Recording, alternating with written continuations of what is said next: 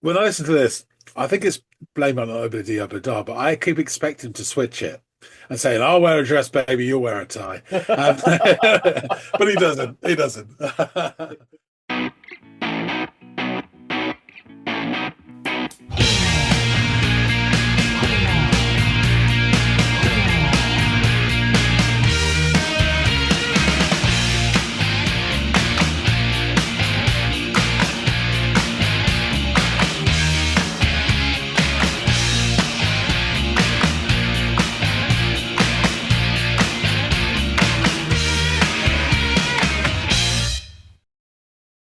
All right, party people, we are back with another episode of the Audiophiles. It's Andy, it's John, and it's time to check out some tunes.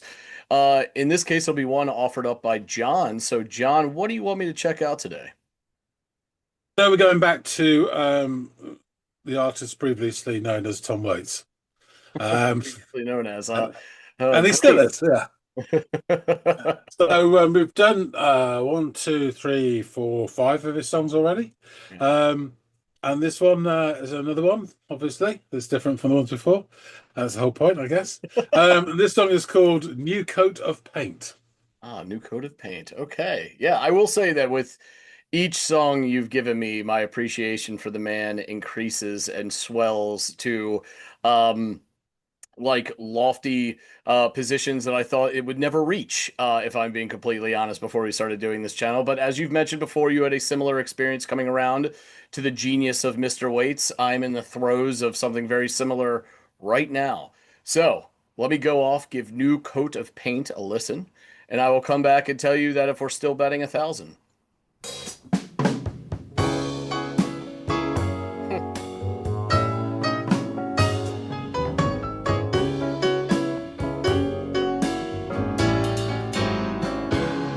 Oh, this thing is sauntering.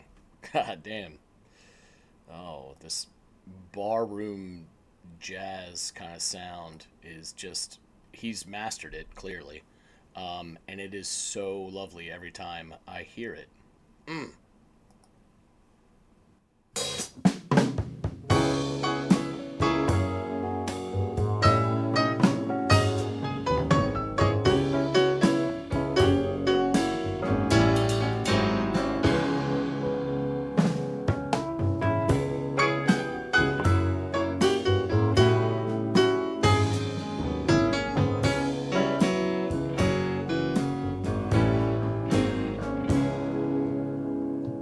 Let's put a new coat of paint on this lonesome old town.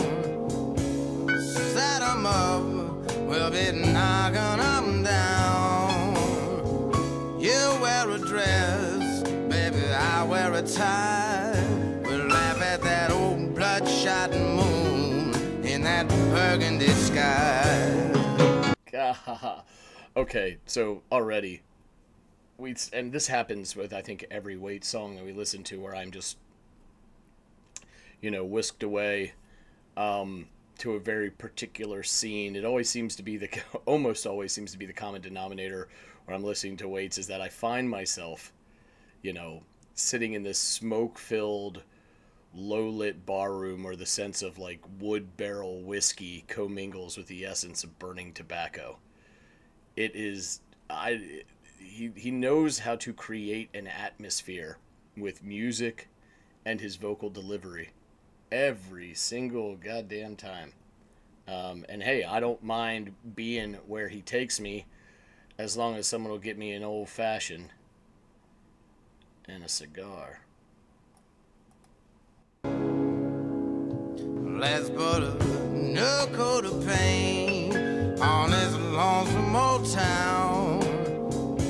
Set 'em up, we'll be knocking 'em down. You wear a dress, baby, I wear a tie. We'll laugh at that old bloodshot moon in that burgundy sky.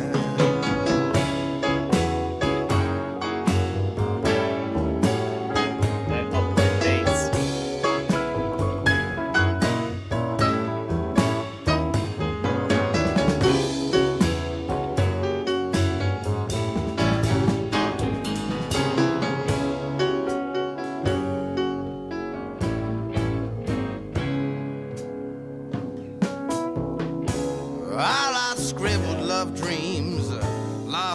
gone away. Aramis the shuffle of an overflowing day.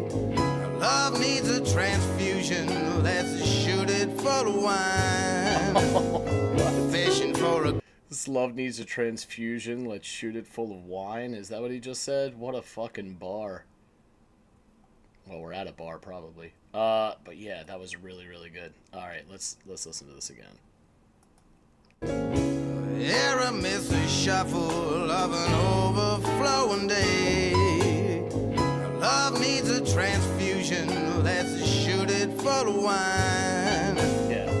Fishing for a good time starts with throwing in your line.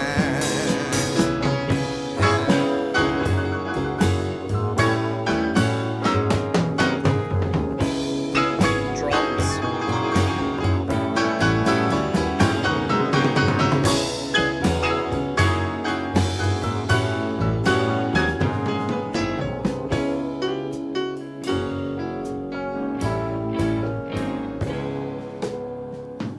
Let's put a new coat of paint on this lonesome old town. Set 'em up, we'll be knocking 'em down. Two set 'em ups. You wear a dress, baby, I wear a tie. We'll laugh at that old bloodshot moon in that burgundy sky.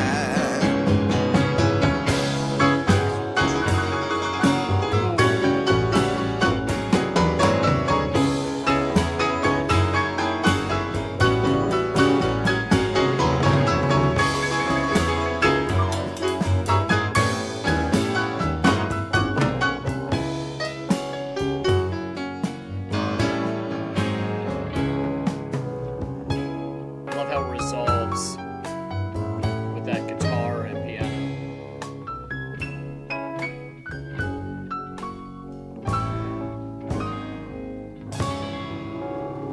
Yes. Even that thrumming underneath is just fabulous, as simple as it is. Yeah, it didn't really dawn on me until I was like really probably over halfway through the track, as brief as it is that there's less gravel in his voice with this one. It still has a distinct Tom Waits sound to it, but the edges are slightly smoothed over, and there's a little less, I don't know, hurt in his voice. And this song has a little less pain in it as well than comparatively speaking to some of the other tracks that we've discussed on the channel. Now, things aren't perfect. It's like, I mean, I think he openly admits that, the relationship is in need of a shot of life, or maybe at least a glass of wine, or more. But there is this like hope for salvation in it that is sort of, it sounds like that's the angle that he's coming at it from in this track, as opposed to this sort of resigned, acceptance or lamentation over the state of a relationship that we've sort of gotten exposed to in some of the other tracks that John has brought me on this. So yeah, his voice is, I mean, polished perhaps is a bridge too far in a way to describe his voice, which is okay. I'm not trying to slight his voice. I think his voice is so distinct that you can be charmed by it. I am now. I mean, if you asked me 10 years ago, I'd be like, ooh. And there probably are some tracks out there where I'm still a little like easy weights, but I've really come to appreciate his voice so much more on this channel. And I think this might be the most, the closest to polished we've heard on the channel. But again, that fractured gravelly stuff is wonderful at conveying the emotional heft behind some of the other tracks that John's brought to us. Yeah, the trill work, glissando stuff on the keys was fabulous. It pulls you in. The precision of the guitar chords deployed precisely with the piano chords especially when it resolves at the end of every one of their like motifs is like fabulous.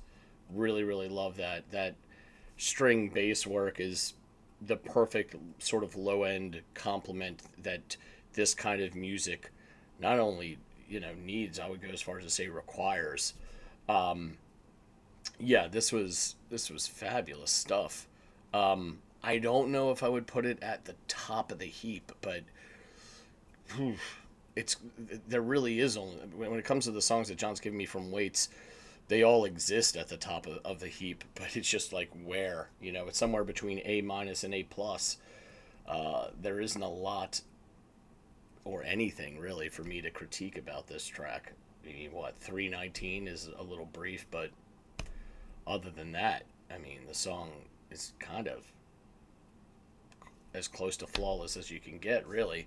I just don't know if I like it as much as Christmas Card from a Hooker in Minneapolis or Blue Valentines, but it's definitely very close to reaching that stratosphere.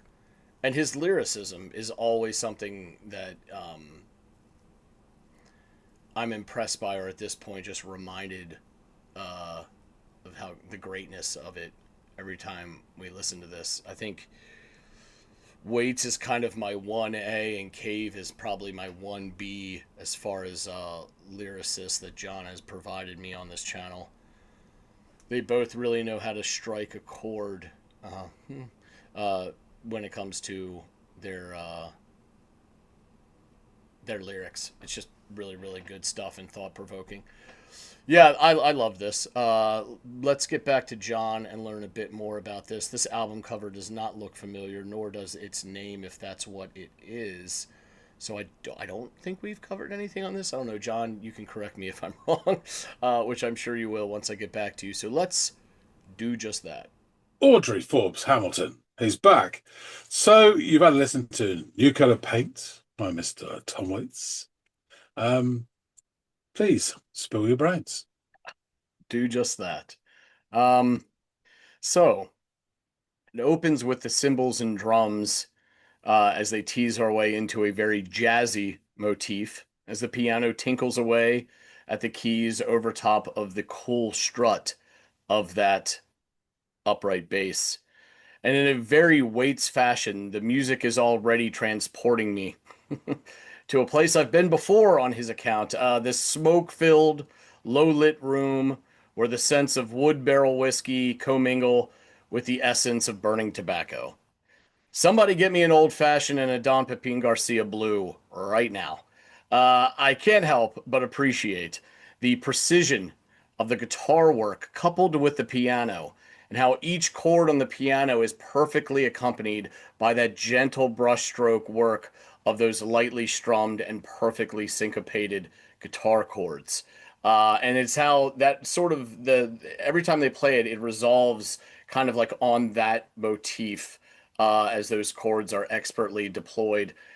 And these two hit the final chord before the verse starts, and there is this pregnant pause underscored by their resonance, like the musical equivalent of someone's silhouetted shadow cast on the floor through an open doorway. And then in comes perhaps one of the most distinctive sounds in all of musicdom, the voice of Mr. Tom Waits. He languidly croons over top of the almost sultry movement of the music they've crafted, singing, "Let's put a new coat of paint on this lonesome town. Set 'em up, we'll knock 'em down. You wear a dress, baby. I'll wear a tie. We'll laugh at the old bloodshot moon in that burgundy sky." And for right now, in this moment of listening, that last bit is my favorite line in the song. We'll laugh at the old bloodshot moon in that burgundy sky. Christ, God, he can paint a picture. And dare I say, this might be the cleanest version of his delivery I've heard to this point. It still has all the distinctive nature that gives his voice its identity, but there's less gravel, and thus, to this point, less pain in his drawl. Which makes total sense given the subject matter to this point in the track from a lyrical standpoint, right? This sounds like he is making his move rather than lamenting the moves that have been made, which we've heard a lot of in the past from him on this channel. We get a touch of that precision from the keys and guitar again between stanzas before we tap into the second verse. And ironically, he opens the next stanza with, all our scribbled love dreams are lost or thrown away, which really also throws a spanner in the works of everything I just observed. However, I maintain that despite this line sounding pretty depressing on paper, when presented here in this song, it sounds like acceptance, but coupled with this hope of possibility of salvation, which is probably as close to pie in the sky as we'll get, or at least have gotten from Tom to this point. Then he delivers what is possibly my favorite line in the whole song, supplanting the one I mentioned just a moment ago. Our love needs a transfusion. Let's shoot it full of wine. God damn, that's great. I mean, come on, that's a bar right there. Which he then follows up with, fishing for a good time starts with throwing in your line, which is just good life advice, frankly. You know, you can't do it unless you try. From here, the piano oscillates between sweeps and chops at those keys, which really draws me in as the drums place these tastefully deployed splashes on the cymbals, accepting every musical movement of its counterpart, or pardon me, accenting every musical movement of its counterparts. Like clockwork, this musical interlude, if you want to call it that, is capped off by those precisely played chords on guitar and piano as Tom prepares to drop the final stanza of this track. And this final stanza is just a repeated iteration of the first one, though Waits takes a little artistic license by adding more emphasis on or repeating certain words or phrases throughout. Set them up. I'm looking at you. That was repeated twice. This gives way to some stellar key work yet again, where warbly but rapid trills inject more personality into the music. Then things calm down after the third or after the three chord motif, the guitar and keys resolve on. And from here, the song's strut turns to a saunter before coming to a close. And as it relates to Waits and his songs that you have curated for me on this channel, I don't think I've been assessed at least. I don't think I have assessed at least anything lower than an A minus as far as like a grading a grading system would go. Each and every tune has been that good. This is no different. And the hairline distinction between my rankings of those tracks would be like saying, like, oh, this banana split is better than that banana split because it has slightly more peanuts on it. Like, come on, both were delicious. So while I continue this shitty comparison, I will say that this one may have had fewer peanuts than, let's say, Blue Valentines or Christmas Card from a Hooker in Minneapolis. Despite that, it was still a fucking stellar song. I really, really enjoyed this. I love this barroom jazz sound that he has mastered, and his lyricism is second to none, in my opinion. In fact, I think he is my 1A to Cave's 1B as it pertains to talented lyricists you've posited on this channel.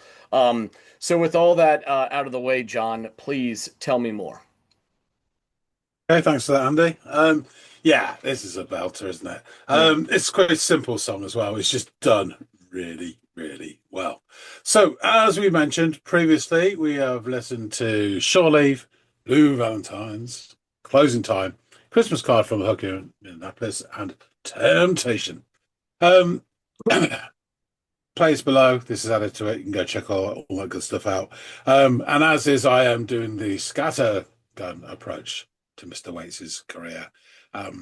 And so this is all over the shop. Now, you listen to Closing Time, which is from his very first album, 1973. Really? But that was instrumental. This is from his second album, The Heart of Saturday Night, 1974. So this is the earliest song that you've heard, which has got him singing and lyrics, Okay. And his voice does change through the years, and this is at its lightest and most melodic and most singer-songwriter-y type. Yeah, for sure. So the title of the album, the title song, Heart of Saturday Night, is written as a tribute to Jack Kerouac. And the album cover is based on the album In the Wee Small Hours by Frank Sinatra. I have obviously a reissue copy of the I original. was gonna say. So there's the jobby there, and as you look, it's quite a nice little scene. And as you come in, there's the original Frank Sinatra album there. As you can see, Yeah, similar. I was just gonna make that correlation, but yeah, there you go. Apart from those blonde lady staring at him, who looks like someone you should know who she is from a TV series in the 70s, but it's just a random person. So the illustration features a tired looking Tom Waits, being tired and emotional, I'd say, being observed by a blonde woman as he exits a neo-lit cocktail lounge late at night. The cover art was created by Lynn Lascaro. So personnel: Tom Waits, vocals, piano, guitar on a couple of tracks. The musicians with him are Arthur Richards, guitar, Jim Huggart, double bass, Oscar Brashear, trumpet, Tom Scott, tenor saxophone, clarinet, Jim Gordon, drums, knee slaps and foot taps, Mike Melvin, head arrangements and complementary orchestral arrangements and direction, and piano on New Coat of Paint. Ah, okay, all So right. he was playing the piano on this one, and he really nicely done. Oh, yeah. So the album is a step up. So the first album is a bit more sort of folk poppy singer-songwriter, and this ups up the heavy dose of the cool beat jazz. Really small, tight ensemble holds the record together beautifully. It feels, as you say, like a smoky bar at 2 a.m. And it is the ultimate soundtrack for a late night drive through the streets of an empty city. Mhm. In a contemporary review for the Village Voice, Janet Maslin regarded the songs as tawdry affections of a boozy vertigo, marred by Waits' vague lyrics and ill-advised puns on an album that is too self-consciously limited in mood. It demands to be listened to after hours, Mason wrote, when that cloud of self-pitying gloom has descended and the vino is close at hand. So she's a barrel of fucking laughs. Yeah, it sounds like a great time. Now, fellow Village Voice critic and resident Queen bitch Robert Kreisgau was also critical of Waits's compositions, writing that, in quotes, there might be as many coverable songs here as there were on his first album if mournful melodies didn't merge into neo-imagery in a spindrift dirge of the honky-tonk beatnik night. Dig? Question mark. But you got to remember, he's the sort of twat who also said that Nick Drake's albums were average. So Yeah. there you go. Those that can do, those that can't teach, those that can't teach are music critics. So, but to give you more of a taste, there's a few other sort of write-ups on this because there's not a lot involved in this. It's a very simple song as well. I thought it'd be quite nice to hear user reviews on All Music. These people are taking their time to leave their sort of 2 pen worth. So a user called Blake Scott says, to me, this is the best early Tom Waits record, serving as a bridge between the more singer-songwriter flavoured Closing Time and the jazzy Small Change. Not just one of my favourite Tom Waits records, but one of my favourite records, period. Pete O'Neill, this more jazz-infused record by Tom Waits is one of my favourite Tom Waits records. I wish I was listening to a young Tom Waits singing this album from start to finish in a smoke-filled Chicago bar. An understated masterpiece by a truly great artist. Andy Martin, required listening. Great lyrics, great songs, and as others said, a good hybrid of the singer-songwriter vibe and his jazz leanings. For me, his best and most balanced record, and it's an all-time classic album cover to boot. And Seb said that a big step up from the debut. Waits finally beds down his beat poet via 1958 Sinatra persona and brings a solid set of songs: New Coat of Paint, Depot Depot, Diamonds on My Windshield, Drunk on the Moon, the title track, and the decidedly odd Shiver Me Timbers is all winners. The album itself was ranked 339 on Rolling Stone's magazine's list of 500 greatest albums of all time. The lyrics: let's put this new coat of paint on this lonesome old town. Set 'em up, we'll be knocking 'em down. You wear a dress, baby, I'll wear a tie. We'll laugh at that old bloodshot moon in that burgundy sky. And it's interesting in Genius, they put verse one, then they put instrumental verse, and then verse two, and then instrumental verse, and then verse three. So, and obviously you get that musical interlude, which is just fantastic. It's kind of really sort of rhythmic in the way, sort of, as you say, all the instruments interact with each other. There's a lot of push pull going on there. Yeah. It's great. I also love from a lyrical standpoint, since you've just capped off that stanza, that he's yet to introduce wine directly, but he's already, it shows you where his mind is, that even the way he's interpreting visuals all equate back to like reds or burgundies. It's just, he's already there. Like, he's about to reference Yeah. wine. I mean, this is like a florid Bukowski, really. Yeah. Hopping from the bar, he's had a few inside him, and suddenly the purple prose leaps forward. Yeah. All our scribbled love dreams are lost or thrown away. Here amidst the shuffle of an overflowing day, our love leads a transfusion. Let's shoot it full of wine. Fishing for a good time starts with throwing in your line. So let's put a new coat of paint on this lonesome old town. Set 'em up, we'll be knocking 'em down. You wear a dress, baby, I'll wear a tie. We'll laugh at that old bloodshot moon in that burgundy sky. When I listen to this, I think it's Blame on Obadiah Abadar, but I keep expecting to switch it and saying, I'll wear a dress, baby, you'll wear a tie. But he doesn't. He doesn't. So a couple of write-ups from a couple of other people, which I thought were really nice write-ups. So Folk Alley website. 50 years ago, Waits released his second album, The Heart of Saturday Night. Much like Edward Hopper's painting Nighthawks, Waits' album captures the shadowy interplay of loneliness and longing, desire and desolation. Waits' cinematic concept album takes Hopper one step further, though, portraying the denizens of a late-night jazz club spilling out into the early morning shadows, searching for solace, a cigarette, or the bleary colours of the dawn. Waits' characters are set loose on their search for meaning, cruising the boulevards looking for the heart of Saturday night. They're hopped up beats scatting to the bebop of Thelonious Monk or Charlie Parker, inflected with the New Orleans jazz blues. The album's opening track, New Paint, swings into motion with a swaying bluesy vamp about a couple throwing out a new coat of paint on this lonesome town, as well as on the relationship. I love things of transfusion, that shit are full of wine. And elsewhere.co New Zealand website wrote, for the heart of Saturday night, he was the pool hall habitué, the pianist in the dark corner of the sleazy bar, and the broke-voiced balladeer with a love of Sinatra and jazz. It had a beat poet edge on songs like "Diamond on My Windshields." He repeats the phrase of that song, "Colder than a well digger's ass." Yeah, Um, that's was it's actually like said a lot in my household. So growing up, yeah. I've heard that one plenty of times. It was like a smooth nightclub jazz gone corrupt in some places. New coat of paint, and there was a broken romantic heart auto and San Diego Serenade. There was walking bass, saxophone, clarinet, and orchestration, but the strings weren't sweetened to pull on the heartstrings, but to add counterpoint to Waits's gruff balladeer. And the cover echoes Sinatra's classic in the wee small hours of about 20 years previous. It was an album rooted in the past, and traditions, but distinctly contemporary, and a voice from the other side, where the curtain is pulled back to reveal the titty bars, gambling losers, despoiled women, and shady men full of self-pity in the twilight of their lives. Mm. There was also beauty in his melodies, songs that could easily be covered by others who could get the tune down, but might miss the soul behind the song.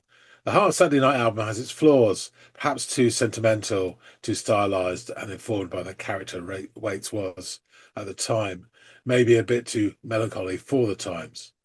But there is a damaged beauty in these songs, and I missed them when the album was washed away. I'm glad it and a bunch of other Waits albums has come back in again on the high tide. Just to explain, this guy is this blog has done. I think he hosted a radio show in New Zealand, and his studio got flooded, and a load of his stuff got washed away, and that's why he's referring to that, and Gotcha. they're That all makes getting sense. it Yeah. back. But it's a really nice write up as well. So yeah, not very complicated, this album. Some really, really good songs on it though.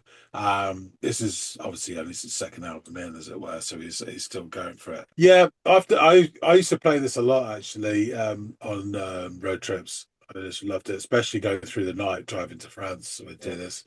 Um, San Diego Serenade is a great song. So Shiver Me Timbers is a lovely song. Diamonds on My Windshield is this like boo doo doo doo doo doo, and he's sort of hustling sort of beats are really, really interesting. Look for the Heart Saturday Night's a great song. Fun with the Blues, Dabba Dabba Drunk the Moon, and the Ghost of Saturday Night Saturday Night as well. Yeah, it's a really, really good album. Compared to, if it was from other artists, it would be, a top three album, but it's top weight, so it probably doesn't even hit the top five. But it's just really, really good stuff and a Yeah. great example of his early work. So I thought I'd give you another side I of him appreciate it. Keep them before we go coming. back to the gnarly drunken one of the drunken seven dwarfs sort of rambling away in his underground grotto and the sounds he makes. Anyway, thanks for listening to Sandy. I should wrap things up. Folks out there, please tell us what you think. You like this, do hit the like button and drop your comments. We'd love to hear what you think about this song. It is quite a simple old-fashioned song, but it's a belter, but it's done correctly like this. It's really good stuff. So yeah, let's hear what you think. And if you haven't subscribed already, please do. We really, really appreciate everybody who does support the channel. Yeah. So pull a chair up, slap down a glass, and we'll fill it with something disgusting. And if that doesn't get you subscribed, I don't know what else will. Really? Yeah.